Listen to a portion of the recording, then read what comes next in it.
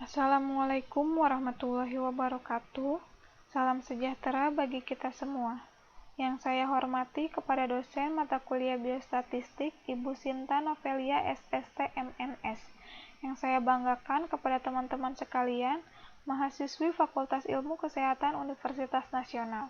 Sebelumnya, perkenalkan kami dari kelompok 2 yang terdiri dari 7 anggota, yang masing-masing bekerja sama dalam memenuhi tugas kelompok ini.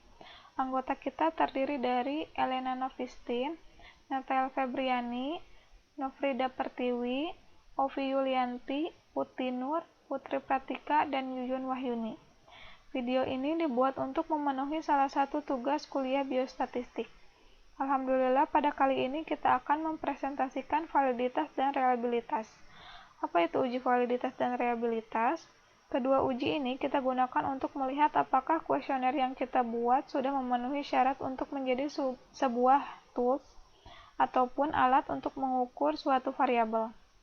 Baiklah, kita bahas dari uji validitas. Uji validitas definisinya yaitu ketetapan atau kecermatan suatu instrumen dalam pengukuran. Dalam pengujian instrumen pengumpulan data, validitas dibedakan menjadi dua, yaitu yang pertama, validitas faktor diukur bila item yang disusun menggunakan lebih dari satu faktor, atau antara faktor satu dengan yang lain ada kesamaan. Yang kedua, validitas item dengan cara mengkorelasikan antara skor item dengan skor total item. Validitas item ditujukan dengan adanya korelasi atau dukungan terhadap item total atau skor total. Bila kita menggunakan lebih dari satu faktor, kemudian dilanjutkan mengkorelasikan antara item dengan skor total faktor atau penjumlahan dari beberapa faktor. Dari hasil perhitungan korelasi akan didapat suatu koefisien korelasi yang digunakan untuk mengukur tingkat validitas suatu item dan menentukan apakah suatu item layak digunakan atau tidak. Bivariate person atau korelasi produk momen person, yaitu salah satu paraletik dari beberapa jenis uji korelasi yang digunakan untuk mengetahui derajat kerataan hubungan dua variabel yang berskala interval atau rasio dan memiliki distribusi data yang normal, di mana dengan uji ini akan menghasilkan nilai koefisien korelasi yang nilainya berkisaran antara -1, 0, dan 1. Nilai -1 artinya terdapat korelasi negatif yang sempurna, 0 artinya tidak ada korelasi, dan nilai 1 berarti ada korelasi positif yang sempurna. Rentang dari koefisien korelasi yang bersifat antara -1, 0, dan 1 tersebut dapat disimpulkan bahwa apabila semakin mendekati nilai 1 atau -1 maka hubungan makin erat, sedangkan jika semakin mendekati 0 maka hubungan semakin lemah. Analisis ini dilakukan dengan mengkorelasikan masing-masing skor item dengan skor total. Skor total adalah penjumlahan dari keseluruhan item. Item-item pertanyaan yang berkorelasi signifikan dengan skor total menunjukkan item-item tersebut mampu memberikan dukungan dalam mengungkap apa yang ingin diungkap. Rumus korelasi produk momen dari person yang digunakan yaitu rumusnya ini, dengan keterangan Rxy sama dengan koefisien korelasi antara variabel X dan Y, N sama dengan jumlah responden, sigma X sama dengan jumlah skor butir soal, sigma Y jumlah skor total soal, sigma X kuadrat jumlah skor kuadrat butir soal, sigma Y kuadrat jumlah skor total kuadrat butir soal. Nilai R hitung dicocokkan dengan R tabel produk momen pada taraf signifikan 5%. Jika R hitung lebih besar dari R tabel 5%, maka butir soal tersebut valid. Yang kedua, pembahasan uji reliabilitas. Uji reliabilitas digunakan untuk mengetahui konsistensi alat ukur, apakah alat pengukur yang digunakan dapat diandalkan dan tetap konsisten jika pengukuran tersebut diulang.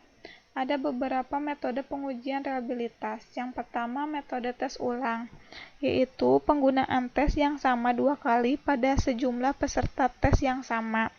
Metode tes ulang dilakukan untuk menghindari penyusunan dua seri tes. Dalam menggunakan teknik atau metode ini, pengetes hanya memiliki satu seri tes tetapi dicobakan dua kali. Yang kedua, formula Flanagan, yaitu merupakan estimasi nilai atau angka reliabilitas yang tidak mengacu pada perhitungan korelasi, melainkan sama seperti formula Rulon yang mengacu pada variasi tiap-tiap kelompok hasil belah dua.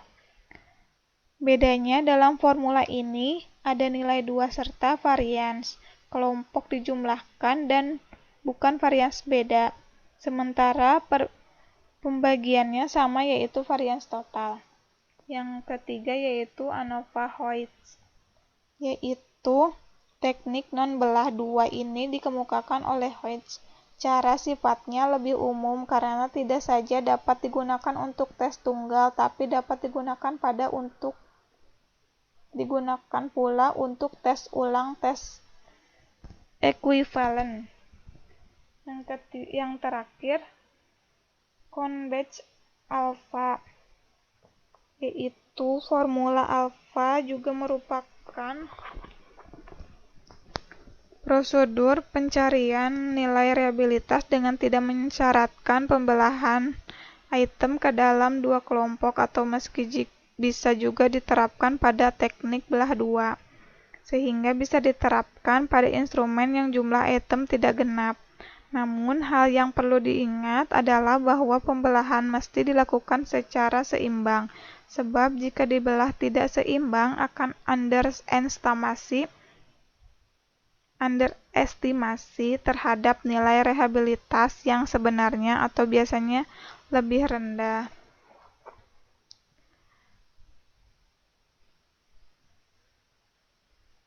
Metode yang sering digunakan dalam penelitian ini adalah Cronbach-Alpha.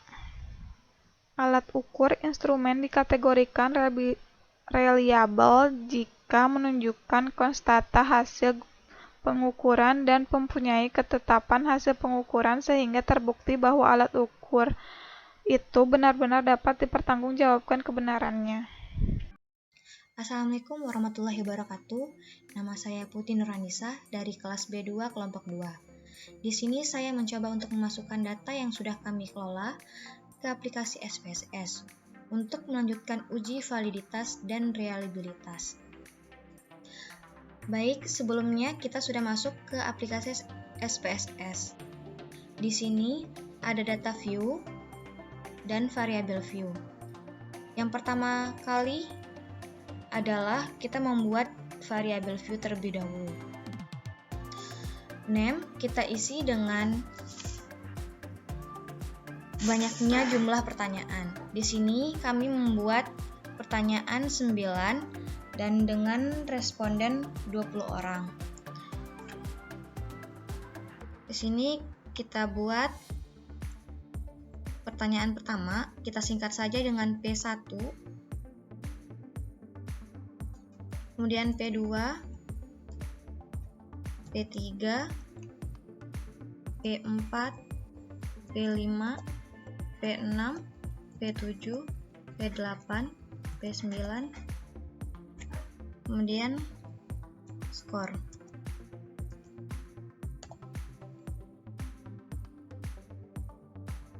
Untuk tipe, kita tidak mengubah, yaitu tetap numerik. Kemudian untuk desimalnya,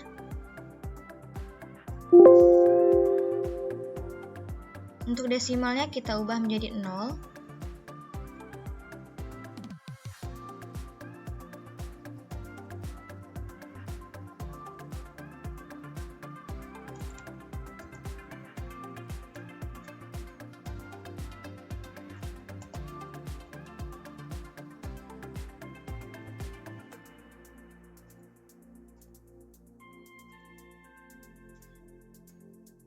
Untuk label kita buat, karena yang pertama name itu kita buat pertanyaan 1 disingkat P1, maka di label kita jelaskan yaitu pertanyaan 1 copy saja.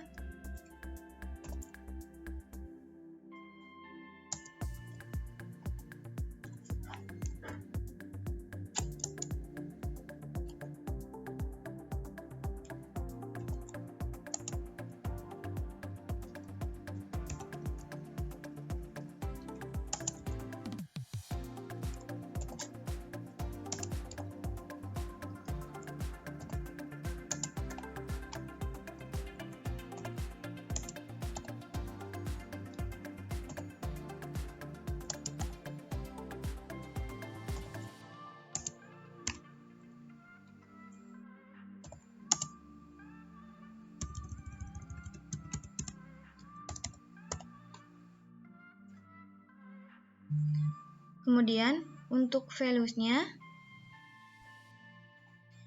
kita buat 0 itu adalah salah, kita kategorikan salah.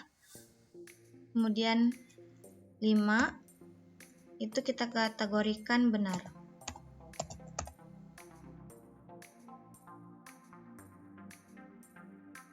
Kemudian kita copy lagi.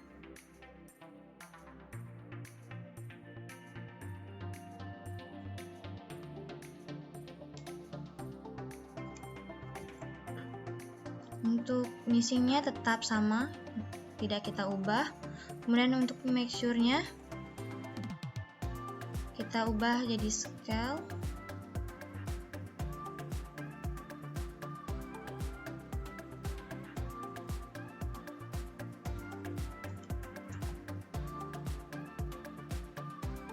Kemudian kita lanjut ke data view.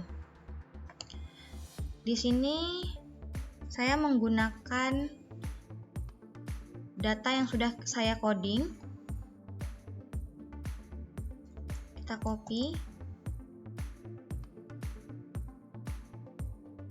Kita lanjut.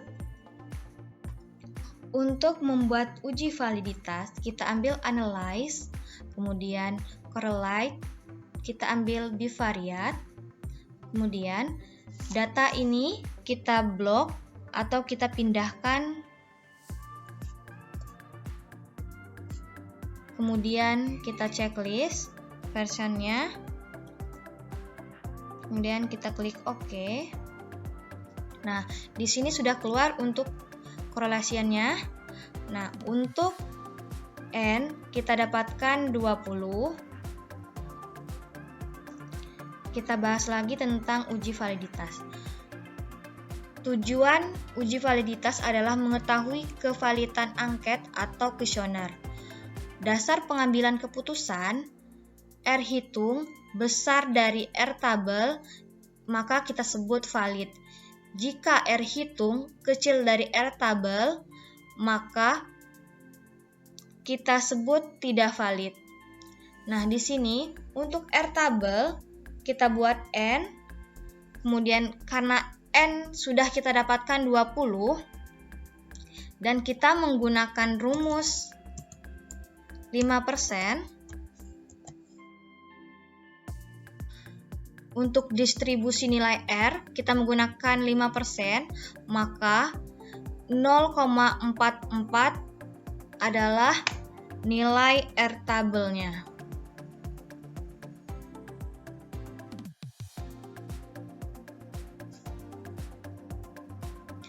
Nah, di sini untuk pertanyaan 1 kita bahas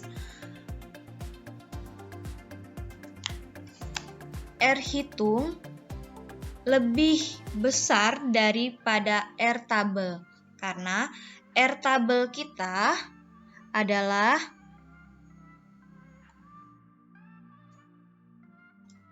0,444.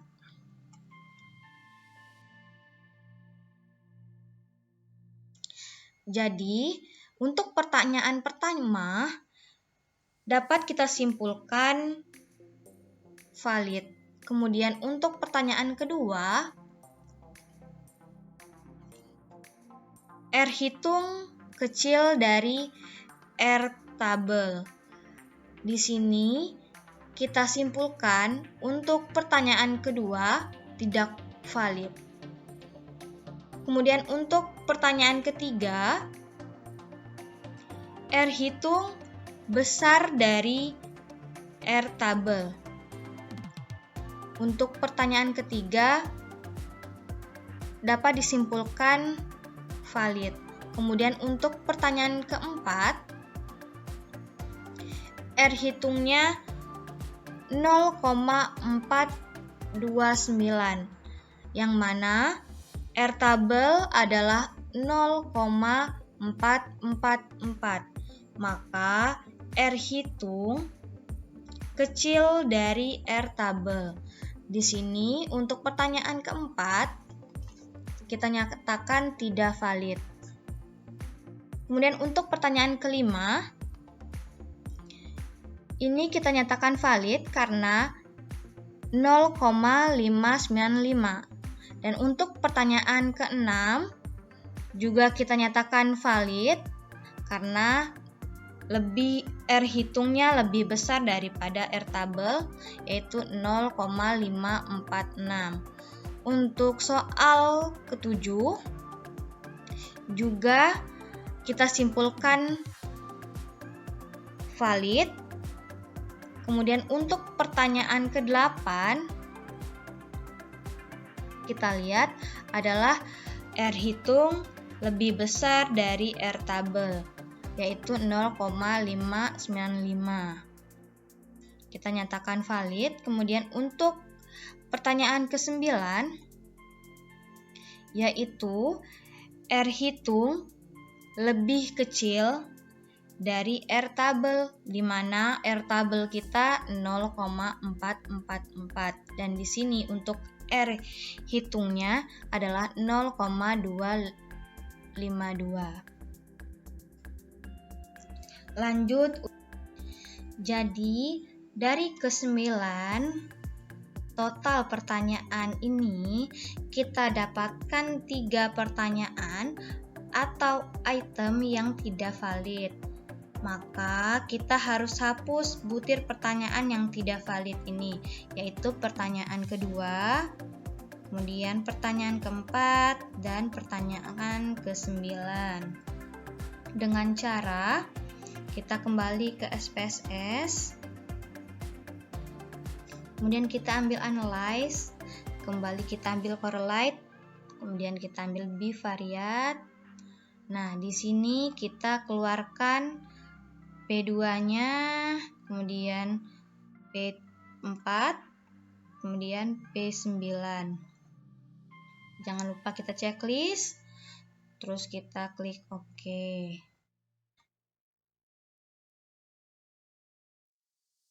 Kemudian di sini terdapat 6 pertanyaan yang valid.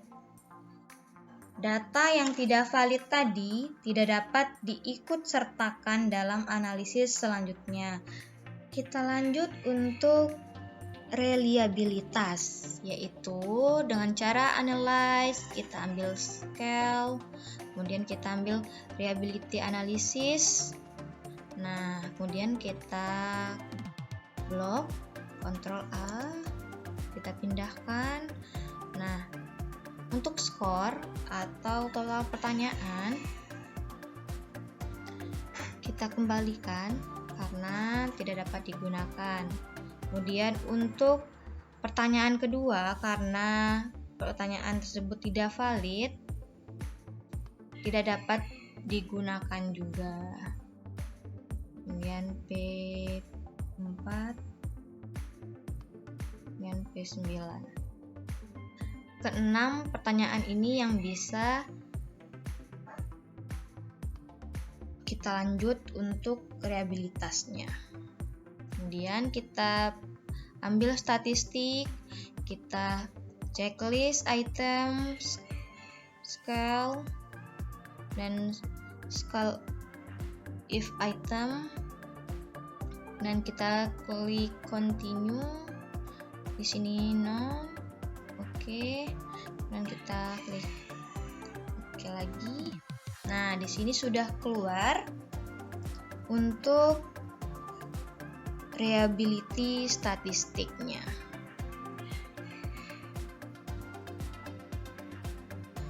Untuk nilai Cronbach alpha yaitu 0,951. Kita kembali lagi ke materi kita, yaitu uji reliabilitas adalah tujuan untuk mengetahui konsisten angket atau kuesioner.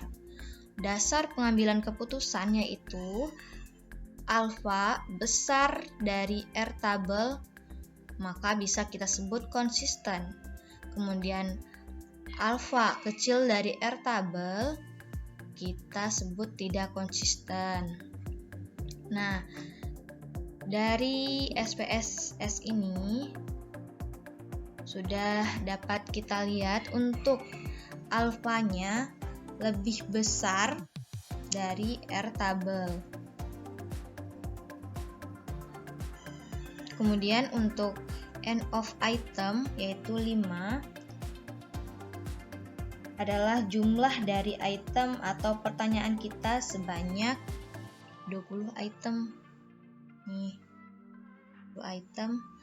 Nah, untuk pertanyaan yang validnya yaitu 6 dari 9 pertanyaan dan 20 responden atau N-nya. Kemudian di sini bisa kita lihat untuk scale statistiknya, min-nya berapa, end of item-nya berapa.